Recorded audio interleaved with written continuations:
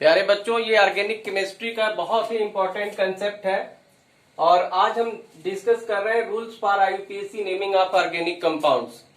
जैसे ज्यादातर बच्चों को ये प्रॉब्लम होता है कि ऑर्गेनिक कंपाउंड्स का नेम कैसे लिखें, आईयूपीएसी नेम, कॉमन नेम। तो आज जो है हम इतना आसान और बेहतरीन तरीका बता रहे हैं जिससे कि आप ऑर्गेनिक जो कंपाउंड्स है उनका आईयूपीएसी नेम आप किसी भी कंपाउंड्स का लिख सकते हैं। तो देखिए, कोई भी अगर आपको नई चीज सीखनी है तो कुछ रूल्स सीखने पड़ते हैं और उसी क्रम में हम आपको कुछ रूल्स बताने जा रहे हैं। देखो, सबसे पहला जो रूल्स है, अगर आप चैनल, एक आपके लिए जरूरी सूचना है, अगर आप चैनल को सब्सक्राइब नहीं किए हैं तो आप कर लीजिए। उससे आप ही का फायदा है, क्योंकि वो बिल्कुल निःशुल्क है। उससे मेरा बहुत फायदा नहीं है, आपका फायदा है कि जब वीडियो अपलोड होंगे तो नोटिफिकेशन आपको पहुंच जाएंगे। दूसरा ये है कि अगर आप कमेंट करेंगे तो हमको पता चलेगा कि और जो है आपको क्या चाहिए, आपके क्या प्रॉब्लम्स है, उसको हम नेक्स्ट लेक्चर में दूर करेंगे। तीसरा ये है कि आप लाइक और शेयर करेंगे तो एक अटेंडेंस आपका होगा और एक जुड़ाव, एक लगाव जो स्टूडेंट्स और टीचर के बीच में बनेगा। तो आप ये सब केवल पढ़िए मत। हम देखते हैं कि बहुत सारे जैसे व्यूज आते हैं लेकिन उतने सब्सक्राइब और लाइक और शेयर नहीं आते हैं। तो आपकी यही गुरु दक्षिणा है। आपसे कोई फीस नहीं ली जा रही है, आपसे कोई पैसा नहीं लिया जा रहा है, आपको ये सिंपल कार्य करना है। तो आप जो है इसको ध्यान दीजिए जिससे कि जो ये हमको पता चल सके कि कितने लोग जो है जुड़ रहे हैं। तो ये काफी इंपॉर्टेंट लेक्चर है और एक एक करके हम लोग समझते हैं। जैसे सबसे फर्स्ट ये है कि take a longest carbon atom chain with functional group. तो जैसे कि part 1, part 2, part 3 video already हम लोग लेक्चर देख चुके हैं और उसके बाद उसी सीक्वेंस का ये पार्ट 3 वीडियो है और हम फंक्शनल ग्रुप के बारे में ऑलरेडी चर्चा कर चुके हैं कि ये जो होमोलोगस सीरीज है जिसमें एल्केन, एल्कीन, एल्काइन, फिर alkyl, alcohol, ether, thio alcohol, thio ether, aldehyde, ketone, monocarboxylic acid, ester, acid amide, acid halide, acid anhydride, alkyl amine, alkyl cyanide, alkyl isocyanide, nitro alkane, halo alkane, ये सारा discuss कर चुके हैं। और एक बहुत बेहतरीन इसका जनरल फार्मूला भी हम बताए थे, सीन हटा दो ना। तो इससे जनरल फार्मूला, फिर स्ट्रक्चरल फार्मूला और फिर उनका फंक्शनल ग्रुप और कॉमन नेम, ये सारा डिस्कस कर चुके हैं। तो अब उसी पार्ट 3 जो इसमें हम रूल्स डिस्कस कर रहे हैं और जैसे आपको आईयूपीएसी नेमिंग करनी है तो सबसे पहले तो आपको ये कार्बन एटम की चेन सिलेक्ट करने आनी चाहिए कि कार्बन एटम की जो चेन है वो कैसे हम पेरेंट चेन सिलेक्ट करें। अगर ये चेन आप सिलेक्ट कर लेंगे तो फिर कुछ रह ही नहीं जाएगा। फिर ये है कि जो उसमें फंक्शनल ग्रुप है तो जो सीनियर है उनका सफिक्स लिख देंगे, जो जूनियर है उनका प्रीफिक्स लिख देंगे। तो यहाँ पे सबसे पहला समस्या ये है कि हम कार्बन एटम की चेन को कैसे सिलेक्ट करें। तो कार्बन एटम की चेन को सिलेक्ट करने के लिए कुछ रूल्स दिए गए हैं, जिसमें फर्स्ट रूल ये है कि take a longest carbon atom chain with functional group. तो अब जैसे मान लीजिए हम एग्जांपल से इसको समझते हैं। अब इसमें 1, 2, 3, 4, 5 कार्बन है और ये जैसे लॉन्गेस्ट कार्बन एटम की चेन इसमें 5 बन रही है, लेकिन यहां एक कार्बन लगा के हम OH लगा देते हैं। तो अगर ऐसे करेंगे तो 1, 2, 3, 4, 5 कार्बन की सबसे लॉन्गेस्ट चेन होगी, लेकिन हमारा ये फंक्शनल ग्रुप छूट जाएगा। हमको ये करना है कि फंक्शनल ग्रुप सहित सबसे लंबा लेना है। रूल्स क्या है कि take a longest carbon atom chain with functional group. Functional group सहित सबसे लॉन्गेस्ट कार्बन एटम की चेन लेनी है। तो हम जो है यहां से नंबरिंग करेंगे 1, 2, 3, 4 से। अब यहां से क्यों करेंगे? क्योंकि फंक्शनल ग्रुप को हमको क्या करना है, प्रीफर करना है। जो फंक्शनल ग्रुप है उसको लोएस्ट पॉसिबल नंबर देना है। तो हम फंक्शनल ग्रुप की तरफ से नंबरिंग करेंगे। तब फिर ये जो 2 कार्बन है यहाँ छूट जा रहे हैं, तो जो छूट जा रहे हैं उसको साइड चेन कहेंगे 1, 2। ये 1, 2 अलग से नंबरिंग हो गया। ये साइड चेन हो गया, यानी कि इसमें 2 कार्बन है तो इसका प्रीफिक्स लिखेंगे 2 एथाइल, 2 एथाइल, और 1 2 3 4 इसका रूट वर्ड कितना है, ये ब्यूट है।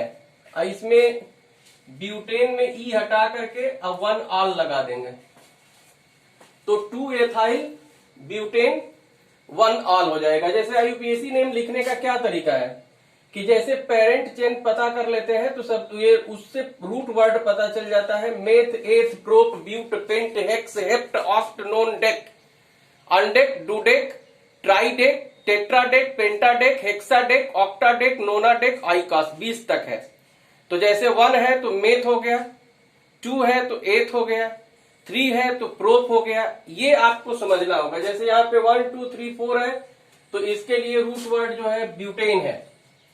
अब जैसे जो रूट वर्ड है ये number of carbon atom, number of carbon atom, अगर पेरेंट चेन में 1 कार्बन है तो रूट वर्ड क्या होगा, मेथ होगा। अगर 2 है तो एथ होगा, 3 है तो प्रोप होगा, 4 है तो ब्यूट होगा, 5 है तो पेंट होगा, अगर 6 है तो hex, 7 hept, 8 oct, 9 non, 10 deck. वैसे तो आप 20 तक याद कर सकते हैं, लेकिन 10 तक भी अगर कर लेंगे तो आपका काम चल जाएगा। 10 तक अगर आप जो है ये याद कर लेते हैं तो आप आईयूपीएसी नेम लिख सकते हैं। तो एक तो रूट वर्ड की जरूरत है, और रूट वर्ड के बाद जो है ये सफिक्स याद करना है और फिर प्रीफिक्स याद करना है। तो उसके बाद फिर रूट वर्ड, सफिक्स और प्रीफिक्स ये आपको याद करना है। और आईयूपीएसी नेम लिखने के लिए ये नहीं 3 चीजों की जरूरत है, एक रूट वर्ड की जरूरत है, एक सफिक्स की जरूरत है, एक प्रीफिक्स की जरूरत है। और सफिक्स और प्रीफिक्स किस फंक्शनल ग्रुप का क्या सफिक्स है क्या प्रीफिक्स है, ये जस्ट पिछले वीडियो में, पिछले लेक्चर में ऑलरेडी हम बता चुके हैं, तो उससे आप देख करके याद कर लीजिएगा। इसमें हम सिर्फ यही डिस्कस कर रहे हैं कि आईयूपीएसी नेम कैसे लिखे जाते हैं। जिनको जो है ये meth eth prop but pent hex आप ये नहीं याद है वो इसका स्क्रीनशॉट ले लीजिए और इसको याद कर लीजिएगा, क्योंकि 1 से meth, 2 eth, 3 prop, 4 but, 5 pent, 6 hex, 7 hept, 8 oct, 9 non और 10 क्या होता है, डेक होता है। तो ये जब आपको याद रहेगा तभी जो है आप आईयूपीएसी नेमिंग लिख पाएंगे।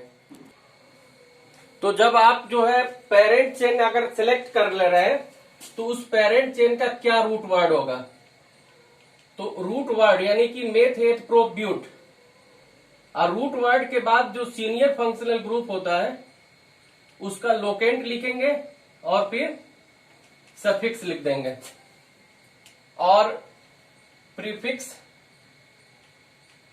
Locant plus prefix.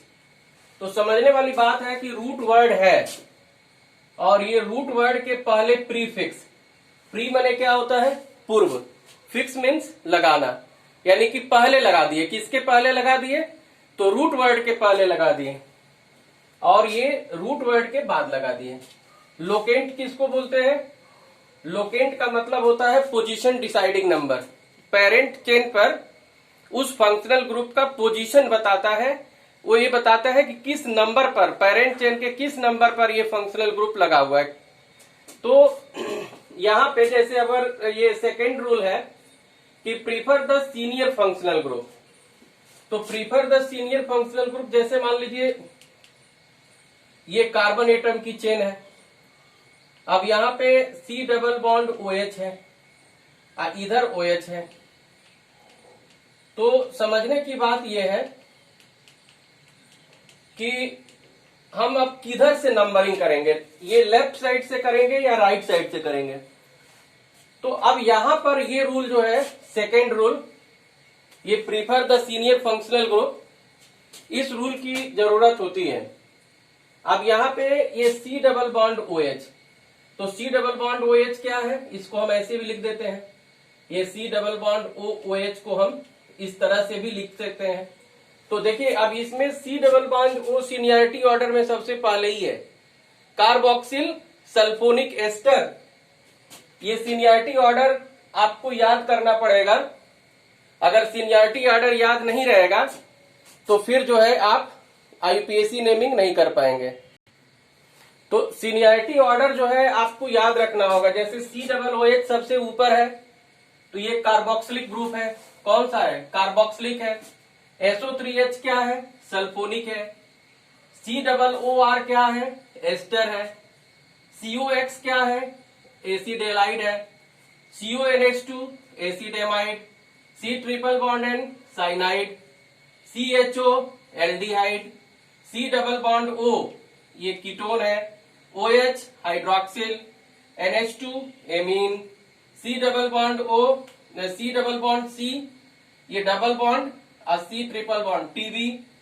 तो DB ये डबल बॉन्ड का शॉर्ट फॉर्म DB लिख दिया गया है, ट्रिपल बॉन्ड का TB लिख दिया गया है। ये हैलोजन है।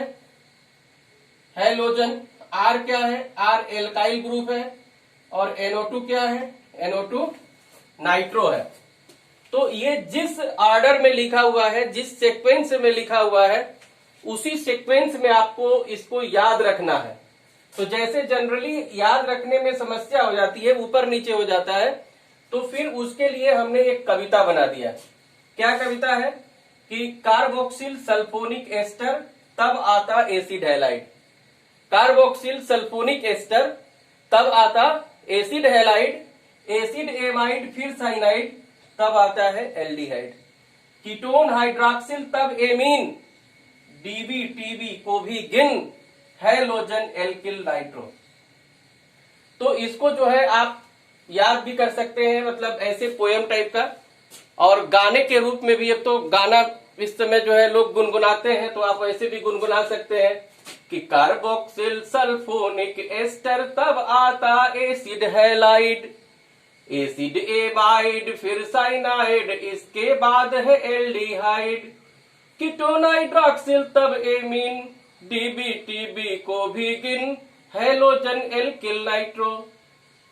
तो जब तक जो है ये याद आप नहीं करेंगे तब तक फिर IUPAC नेम आप नहीं कर पाएंगे, क्योंकि पता ही नहीं चलेगा कि कौन सा सीनियर है कौन सा जूनियर है।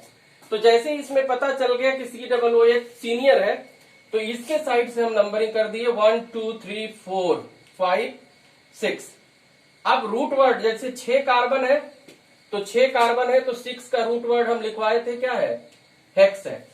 और ये जूनियर क्या है? OH है। सीनियर क्या है? COOH है। तो सबसे पहले जो है आप प्रीफिक्स माने पहले वाला लिखते हैं। प्रीफिक्स का मतलब प्री माने होता है ये पूर्व, अब फिक्स माने लगाना, माने पहले लगाना। किसके पहले लगाना? तो रूट वर्ड के। तो यहाँ पे ये किस पोजीशन पे है? 5 पे है, तो ये हो जाएगा 5 हाइड्रोक्सी। 5 हाइड्रोक्सी और रूट वर्ड क्या है? हेक्सेन। तो हेक्सेन में जो स्पेलिंग होती है ANE होती है, लेकिन E हटा देंगे, यहाँ पे 1 ओइक एसिड रहेगा। अब 1 ओइक एसिड अगर 1 जैसे फर्स्ट पोजीशन पे है तो डायरेक्ट सटा के भी लिख सकते हैं हेक्सेनोइक एसिड, तब भी सही है। तो अगर सेकेंडरी सफिक्स AEIOU अगर इससे स्टार्ट होता है, जैसे ये O से स्टार्ट है तो E हट जाता है, ये रूल है, ये समझना होगा आपको। इसी सीक्वेंस में जो दूसरा आपको बताने जा रहे हैं, ये एक हम ले लेते हैं एलिसाइक्लिक कंपाउंड है, साइक्लोपेंटेन है। और साइक्लोपेंटेन में ये जैसे CONH2 है और यहाँ पे NH2 है। तो आप देखेंगे कि CONH2 और NH2 में कौन सीनियर है। तो अब यहां पर जब हम आएंगे तो यहाँ CONH2 है और यहाँ NH2, मतलब ये जो है जूनियर है, NH2 जूनियर है और ये सीनियर है। तो जो सीनियर है उसको हम नंबर फर्स्ट देंगे 1 2 3 4 5। तो आप किसको लिखेंगे? जूनियर को पहले लिखेंगे, यानी कि इसका प्रीफिक्स लिखेंगे 3 एमिनो। कार्बन कितना है? 5 है, लेकिन ये क्लोज्ड है तो साइक्लोपेंटेन लिखेंगे, जो क्लोज्ड रखता है साइक्लोपेंटेन। और चूंकि CONH2 का तो एमाइड होता है, लेकिन जब कार्बन की नंबरिंग नहीं की जाती है तो उसका कार्बोक्सामाइड होता है। तो ये कार्बोक्सामाइड माइड हो जाएगा। यहाँ सफिक्स कार्बोक्सामाइड लगेगा। एमाइड कब लगेगा? जब इस फंक्शनल ग्रुप के कार्बन की नंबरिंग कार्बनिंग होगी तब एमाइड लगेगा, और नहीं होगा तब क्या लगेगा? कार्बोक्सामाइड। तो इस तरह से आप जो है आईयूपीएसी नेम को समझ रहे हैं। अब जैसे मान लीजिए ये जैसे बेंजीन रिंग है, तो बेंजीन रिंग से अगर CHO लगा हुआ है, बेंजीन रिंग से क्या लगा है? CHO, तो इसका नेम हो जाएगा बेंजल डिहाइड। लेकिन अगर OH लगा देंगे तो ये नंबरिंग 1 2 हो जाएगा, यानी कि 2 हाइड्रॉक्सी, ये बेंजल डिहाइड होगा। जो जूनियर है उसको प्रीफिक्स के रूप में लिख देंगे, तो 2 हाइड्रॉक्सी बेंजल डिहाइड। अब यहां इसका जो कॉमन नेम होता है सैलिसिल डिहाइड भी होता है, सैलिसिल डिहाइड। अगर यहीं COOH रहता तो इसका नेम सैलिसिलिक एसिड हो जाता। तो ये आपको रूल्स समझने होंगे, और जब आप रूल्स समझ लेंगे तो आप जो है आईयूपीएसी नेम समझ जाएंगे। तो एक तो आपको रूल्स ये बताया गया है कि take a longest carbon atom chain with functional group, और दूसरा रूल बताया गया है prefer the senior functional group. अब हम थर्ड रूल की चर्चा करते हैं। तो फर्स्ट और सेकेंड रूल ऑलरेडी हम डिस्कस कर चुके हैं। अब थर्ड रूल देखते हैं। तो थर्ड रूल में ये है कि lowest the sum of functional group, मतलब functional group are side chain are substituent. तो अब जैसे मान लीजिए ये 1 2 3 4 है। अब यहां पे लगा हुआ है Cl, यहां लगा है NO2, ये CH3 है और ये Br है। तो अब इसमें अगर हम देखेंगे इस रूल को, तो अगर हम लेफ्ट से करते हैं तो 1 2 3 4 5। अब 2 पे 2 फंक्शनल ग्रुप है, ये 3 पर 1 है, तो ये 3 अब फिर 4 पे है। तो इसका जब सम करेंगे तो 2 2 4 3 7 और 4 11 हो जाएगा। लेकिन इसी का अगर राइट साइड से कर देंगे 1 2 3 4 5, तो एक तो 2 पे आ रहा है, फिर 3 पे आ रहा है, फिर 4 पे 2 आ रहा है, तो 8 और 5 13 हो जाएगा। तो 13 ये ज्यादा है, 11 कम है। तो हमको किसको देखना है? हमको देखना है कम वाले को, यानी कि ये इधर से ये जो 1 2 3 4 5 ये सही है। अब इसमें हेलोजन है, नाइट्रो है और एल्काइल है। तो ये तीनों को लगभग ये सेम ही मानते हैं, इनको अल्फाबेटिकल ऑर्डर में लिखेंगे, यानी कि 3 ब्रोमो हो जाएगा, 2 क्लोरो, 3 नाइट्रो,